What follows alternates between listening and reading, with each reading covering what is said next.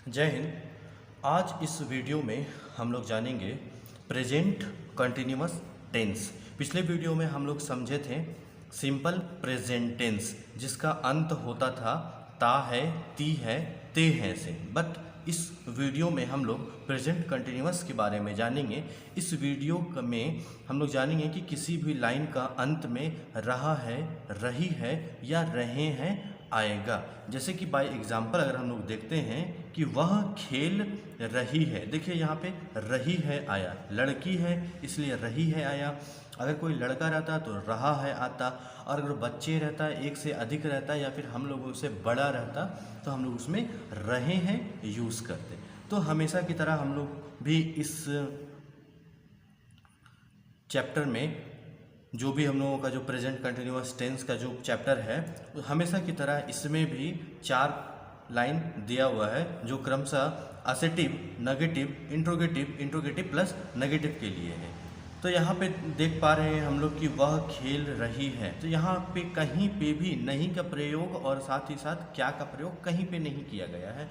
That's why हम लोग इस लाइन को असेटिव लाइन मानेंगे हमेशा की तरह। और जब ये असेटिव लाइन हो गया तो हम लोग फॉर्मूला नंबर 1 से हम लोग इस लाइन को क्लियर करेंगे। तो सबसे पहले फॉर्मूला को हम लोग अगर क्लियर करते हैं कि सबसे पहले आप समझिए कि सब्जेक्ट किसके विषय में बात हो रहा है। तो हो गया यहाँ पे कि वह खेल रही है, तो क्या कौन खेल रही है, तो वह के विषय में बात हो रहा है। तो यहाँ पे हम लोग सी लिख देंगे, लड़की है दैट्स वाई हम लोग सी का उपयोग करेंगे। उसके बाद यहाँ पे चूज करने का है, यहाँ पे ए एम है, अम है, उसके बाद इज है और आर है।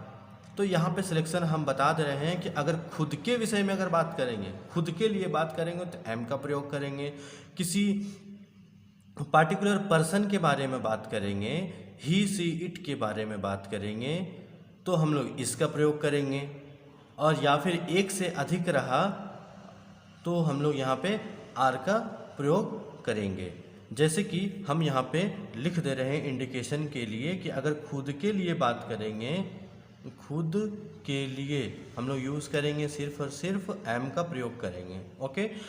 और जहाँ हम लोग किसी के लिए बात करेंगे, नाम लेकर के बात करेंगे या फिर ही से इंडिकेट करेंगे, सी से इंडिकेट करेंगे, उसमें हम लोग इसका प्रयोग करेंगे। और कहीं ना कहीं हम लोग एक से अधिक नाम है या फिर यू है तो वहाँ पे हम लोग आर का प्रयोग करेंगे। ये ध्यान रखने वाली बात है। ज़्यादा से ज़्यादा आप क्वेश्चन को सॉल्व करते हैं तो आपको ये अप्रूपी याद हो जाएगा। याद करने की कोशिश कीजिएगा तो याद उम्मीद करते हैं कि बहुत लेट में होगा, लेकिन हो तो जाएगा याद, लेकिन बहुत लेट लगेगा। लेकिन आप एग्जाम्पल के थ्रू अगर याद कीजिएगा तो उम्मीद करते हैं कि 10-12 लाइन बना के ही आपको याद हो जाएगा। तो हम यहाँ पे चले आते हैं क्वेश्चन फॉर्मूला नंबर 1 में कि यहाँ पे डिमांड आया है सब्जेक्ट का, तो किसके विषय में बात हो रहा है, तो सी के विषय में बात हो रहा है। तो सी जो है देखिए, तो यहाँ पे इसका प्रयोग करने के लिए कहा गया है, तो यहाँ पे हम लोग सी के साथ इसका प्रयोग करेंगे क्योंकि सी के साथ हम लोग इसका प्रयोग यहाँ पे रूल में लिख दिया गया है। उसके बाद फिर वर्ब 4, तो खेलना वर्ब हो गया, उसका वर्ब 4 में हमेशा ing लगा हुआ रहता है। जो भी वर्ब है, जैसे रीड है वर्ब तो ing लगा हुआ रहेगा, रीडिंग।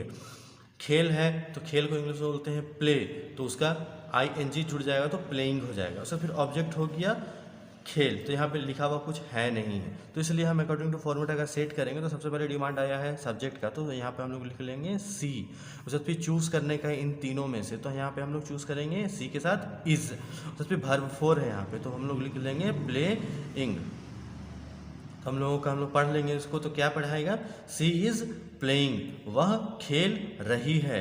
उसी प्रकार अगर नकारात्मक लाइन हम लोग बनाएंगे तो नकारात्मक लाइन बनाने का तरीका यही है कि उसमें नेगेटिवनेस आना चाहिए, नकारात्मक वाक्य आना चाहिए, नहीं का प्रयोग आना चाहिए।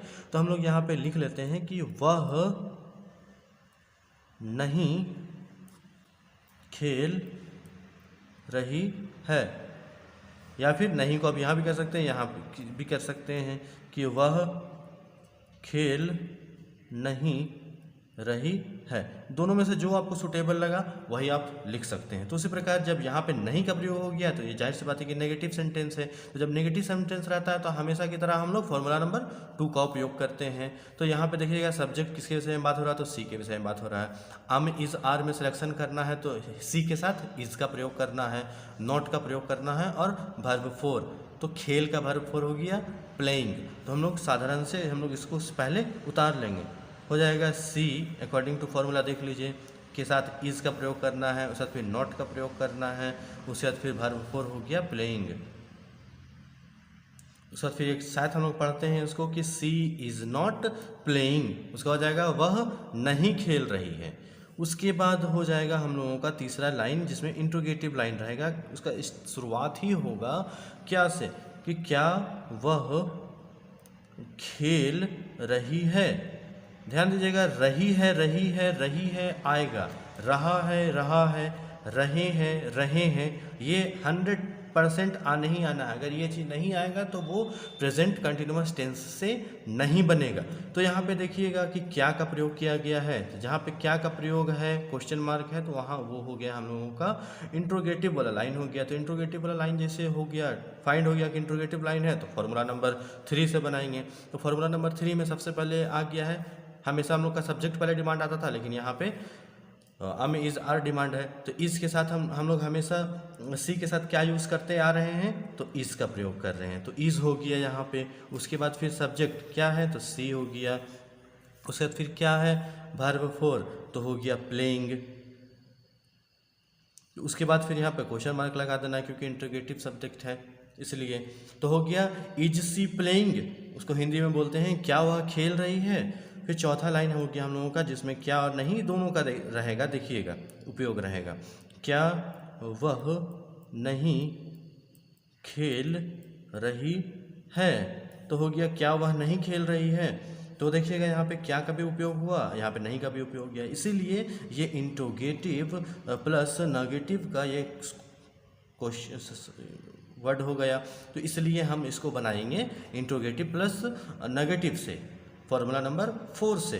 तो इसमें सबसे पहले डिमांड आया, देखिए इज़ एम इज़ आर का है, तो यहाँ पे हम लोग हमेशा की तरह इज़ लिखेंगे क्योंकि हम लोग सी के विषय में बात हो रहा है। उसके बाद फिर यहाँ पे नॉट छूट गया था, हम ऊपर में लिख दिए इंडिकेट करके नॉट, तो सी के साथ हम लोग इज़ का प्रयोग करेंगे, उसके बाद फिर नॉट का प्रयोग कर रहे हैं, उसके बाद फिर सब्जेक्ट के स्थान पर सी लिखेंगे।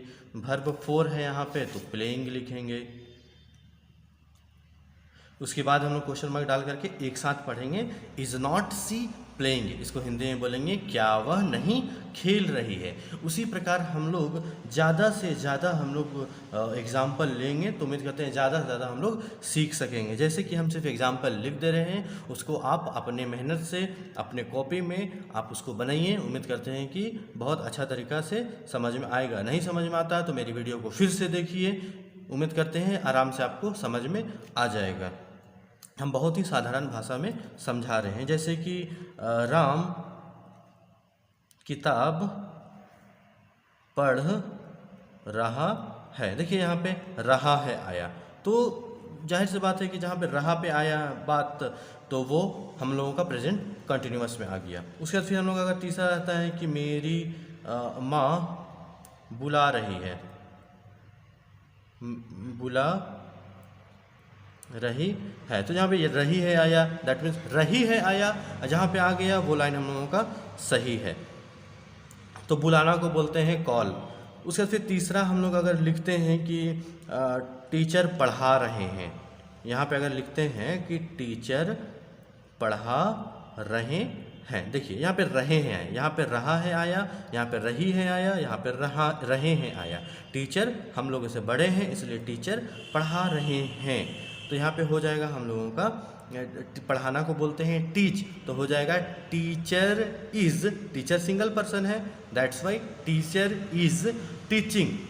अगर टीचर गणित पढ़ा रहे हैं, टीचर इंग्लिश पढ़ा रहे हैं, तो हो जाएगा teacher is teaching math, teacher is teaching English. उम्मीद करते हैं हमारा ये वीडियो आपको बहुत ही पसंद आया होगा।